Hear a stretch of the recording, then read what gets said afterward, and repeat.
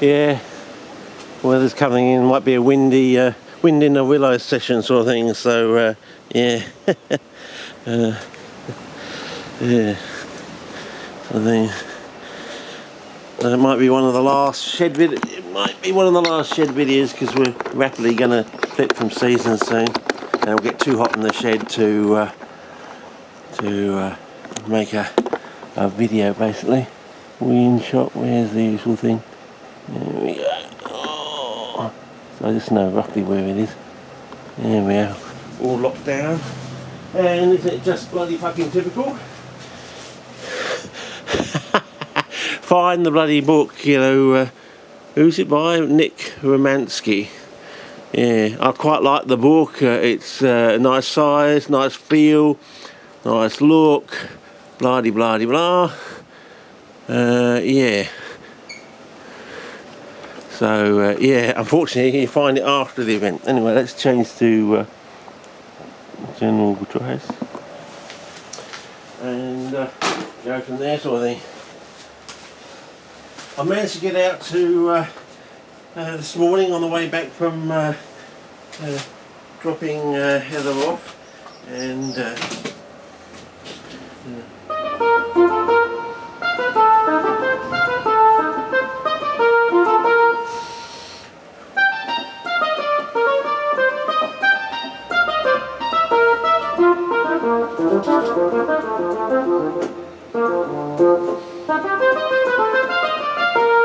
okay, so now this is package number 2. Yeah, unfortunately they didn't have the same size box. Don't turn the box just in case. So it should come sort of roughly, I don't know, like that sort of thing, and you should get 1 or 2, I don't know whether I'm going to use the big tube this time. But I went and did some photocopying this morning and I was pretty impressed with what they did. Anyway, first of all, video for Courtney, because I more furry critters from the land down under. This is from Taswegian region. So this second pass was basically going to feature, I think, in a way, the southern Abbott land sort of thing, and a bit of New Zealand thing. Say New Zealand. Well, first we'll better get this out of the way. Just a spoof sort of present. I don't know. It's not the little knick-knack I wanted to find. I couldn't find. As I said, I just found that Nick Romansky book. The usual typical thing. You just find it straight after you've made the video and uploaded it, sort of thing. Ah, oh, there it is, sort of thing. Anyway, so we're going to focus on New Zealand. So this is for you. This is the Bruce Salmon book. Got some nice photographs in the centre of the book. It's all the photographs are sort of like in the centre of the book, sort of thing. Came back from, I read it. It was quite a nice book. Lots of nice colour photographs. Went to New Zealand, and when I came back, I almost felt like throwing this in the bin. A bit like the so-called Savage Garden, the Bible, which it isn't, of course. It's Adrian Slack's volume #1 sort of thing. That's the true CP Bible, because you can live in the verbiage for years and years. Whether he sold out in the second book, I don't know. But yeah, don't anyone pull the wool over your eyes that the Savage Garden is the CP Bible when he devotes. He lives in the country where the flytrap grows and doesn't even make a trip. You know, suppose he runs his big nursery, lots of dosh, doesn't even take a trip across the country to take some photographs of the plants in the wild and to discover that they're very coastal or anything like that. And he does 4 pages, including artwork. So you've got 4 pages in this book, supposedly the Bible, on the flytrap from a bloke who lives in the country where the flytrap grows, who's supposedly got a lot of dosh, has enough money to travel over there. And yeah, buy a decent camera and take some good shots, because it was around the new millennium when it came out, so the cameras were, and the mobile phones and stuff like that were getting quite good if you had a little bit of dosh, which he had, apparently. Well, he keeps telling us he had a dosh. Anyway, so as I said, that was the first one I almost threw in the bin. I gave it to Donnie. I gave my copy to Donnie because I was nonplussed, to say the least, with that one. It almost went. I said, "Oh, I'm going to throw it in the bin, but you can have it." Because I was pissed off by 4 pages on a DIONAEA article in a supposed CP Bible, including that. So that wasn't the verbiage. He had about 2 pages of verb, and it was all the standard stuff too. Yeah, you know, talking about the zone with DIONAEA is really a band rather than a circle or anything like that. You know, could have done a lot better. Anyway, so this was the second one I was going to throw in the bin, and not because I don't like the book, because as I came back, it took me a while to figure out what was going on. You know, you got the impression that New Zealand was going to be like Australia. You know, they grow everywhere, sort of thing. And basically, the 3 major ones, and particularly the endemic species, I get the impression in hindsight, you got to think of them as like European temperate plants, sort of thing. So they're really out of place in a way. They're all up in the mountains, and you really have to go there to see them, basically, in these particular. But he never really pointed out in the book, you know.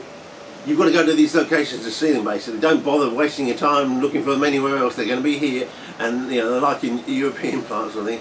And also the some of the Australian-related ones, like the peltatas and the binadas, they all seem to be up in the tropics, in the North Island, sort of thing. You know, and it did get interesting down in the South Island, but we were racing against time to get back, you know, and get back to the airport, sort of thing. So you know, I would have preferred to spend more time and gone onto that Chatham Island thing down there, but never got to. But yeah, I think you'll get a kick out of it. So there's another one in your library, sort of thing. Now we'll move on to, before we get onto the interesting bit, we'll move on to these. I've got 3 Aussie National Geographic. These are the Australian Aussie National Geographic. One's got what is it?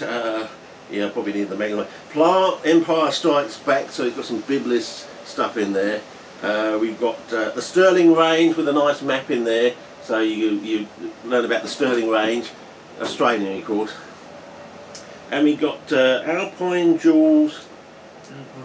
Oh yeah, has Alpine Jewels. I think you may have a CP up there, but mainly it's for. It's a bit torn because you know it's not a brand new issue. It's not mine. I got it at a second-hand shop once, but it has a whole article on the Sand Island. I've forgotten the name now. The one that has the particular sundew on it, and you know it's basically you've got a forest on a sand island, and it's got all this you know, peat and stuff and everything, yeah, where's the one on the Coorong? Yeah, that's the one I'm talking about. Yeah, Fraser Island. That's the Fraser Island. But there's also one on the. There's a little bit torn, but I thought, you know, it talks about our Coorong, and it mentions about the fact that it gets up to 3 times saltier than seawater, and we still have life in it. Amazing life in it, you see. So and we got this one, Mysteries of the Bog, not to be confused with a book called Mysteries of the Bog Forest, which is, I recommend you get hold of that because it has some interesting comments in there about particular elements to do with CPs and stuff. So you might want to look that one up. Mysteries of the Bog Forest by, oh jeez, is it Milne or something? I've forgotten that. I have another book by him, but the one you want to look up is a separate book called Mysteries of the Bog Forest. You might want to get a second-hand copy of that. Well worth your while. So that's basically the thing. If I can find the little knick-knack, what the knick-knack is, it's a little mosquito trap. So it's basically like a little bear trap, you know, one of those traps you use for a bear, but it's a small one. This bloke up in Whyalla started making these things, and he became a multi-millionaire making these things. And you know, when he got up to retirement age, his wife was going on about, oh, not making more of those things. And I'm thinking, what is it with this thing, you know? You're doing something that's honest and fruitful, and it's making you a good living. He became a multi-millionaire doing this thing, and the wife goes off a rocker sort of thing. It's like, I don't know. I don't get it myself, you know. I think it's just like, I just think they like to nag. I think that's what it is, you know. That they put all these rules and regulations that you know normal human being can live up to, but if you happen to actually crack it and hit pay dirt and actually pull off what they ask you to do, they always find something else, or what? You actually became a multi-billionaire by doing the thing that. Oh God, I've got no reason to nag now. I don't know, but anyway, yeah, you got me in a funny mood. It must be the weather. Must be the weather. The last rainy, windy, blustery thing before we change seasons, and then we go into the yuck weather of rapidly, you know, in another November, December, January and February, so another 12 to 16 weeks we'll be at the 46-degree mark. And have you worked it out yet? There's only 6 months between the first 2 weeks of August had the coldest nights, and 6 months later you've got the hottest days. Have you clicked with that one yet? Most people don't seem to click that one. I say, what? So in the space of 6 months you're going from your coldest nights to your hottest, you know, sleeping under the air conditioner vent because it's warm and sultry. I said, yeah, it's like that here in southern Abbott Land. As I said, the season is a lot longer over in WA, but here it's weird. Anyway, we'll get onto this thing, which I think this will be what you like in the thing, and you'll be able to do your stuff with your videos on it, sort of thing. So I've got these done. Of course, there'll be a. I'll put this in the box. I think there's another one of these original CPNA. It also tells you the story by being issues 7 and 8 combined that it ran out. I don't know what happened there. Bit of a fanciful story. As I said, when I did this phoning around the new millennium, I got a few whispers. Whether they were sort of shut down by, I don't know if it was by you know whom sort of thing. Wouldn't be surprised. It was about 78. Yeah, as I said, we've had a few anecdotes of, you know, kids sort of getting into the hobby in their early teenage years on the south coast and having goon squads on their doorstep the next day. And with this thing with the picture of the Byblis in here, we went through a stage where our society ordered a whole load of Byblis from the Flowery sort of thing. We thought it was legitimate, you know. Apparently, he wiped out a whole Byblis site. It may have actually been a subspecies. Apparently, every year now, they still have someone stationed out there in case he ever comes back. They were that pissed off that he wiped out basically a whole site. And we got the fruits of that wipeout. That's what we're saying. You know, there was like 50 of us, and we paid $50 each or something. It was just about 51 or something. I can't remember the exact number, but we all paid $50 or something, and we got root cuttings. And only one person in our in Mike Arnold's plant society actually managed to get them to strike, because he struck them in sand first and then transferred them. All the other people, all theirs rotted off. Anyway, so that wiped out site. We got one person managed to strike the cuttings and get some plants, sort of thing. Everyone else has died off, rotted off, sort of thing. And we all paid $50 each. And what's it? 5 5s is 20. Is that $2,500 or something? Yeah. Back in those days, geez, that's a lot. So yeah. And so apparently they do every year. They station someone there just in case he comes back, because they said if he comes out and gets caught, he's going to prison. That's what they said. I heard on the phone. They said that's what he's going to prison if they catch him out of that side again. So they still every year apparently they send someone out at the right time of year just to sit there waiting, just in case he turns up. They were that pissed that he wiped out this site. So yeah, that's just one anecdote. I may have, I thought, figured out what his modus operandi might be. He's into gold, right? So he probably has all these metal detectors. Well, I wonder if he has a metal detector with a special sort of, you know, a trigger on it or something. And he digs a hole, gets the tubers or something, puts the tubers in the stem of the digger. If a cop turns up, he presses the button or something, and the tubers that he's just got fall back in the hole. And the cop comes over and he just says he's digging for gold nuggets or something like that. And maybe he has a couple of decent nuggets on him, and he gives one of the nuggets to the officer sort of thing and says, "You don't believe me? Go and check this out. If this is real gold." And maybe it's sort of like a bribe in a way, I don't know. So the cop goes away thinking, wow, it's worth $1,000 or something. I don't know. But he doesn't dig deep enough to realise that there is actually no gold in that area. So hang on, you give me a nugget supposedly from the ground, yet from the professionals in the area there are no gold nuggets in this area or something like that. So where did this really come from? Sort of thing. Do you understand my thing? So the tubers just happened to be in the hole as what's the word they bycatch. It's like a bycatch for the gold sort of thing. So he drops a nugget in has one in his pocket. Oh look, no, I'm not digging up the tubers. I'm detecting for the tubers is just in the way when I dig the hole to get to the nugget of gold. Look, there's the nugget officer. Here, have one. If you don't believe me, it's real gold. Go and test it. So the copper goes away, and maybe he says, well, I'm not going to go any further than this. I've just made myself $1,000 or something. I don't know, but it could be that's the way it works. But he doesn't ever dig deep enough to realise that in that area where this situation has occurred, there's no reasonable chance of finding any nuggets. You see, it's a bit of a con job. When I don't know, and he just goes, and once the copper's gone, he just puts the tubers back in the car or something and goes off down the road his merry little way. I don't know. Okay, enough said. Anyway, yeah, there's plenty. So I went down and I got some of John's drawings, and I got them blown up. First normal, and then I did negative positive on all of them.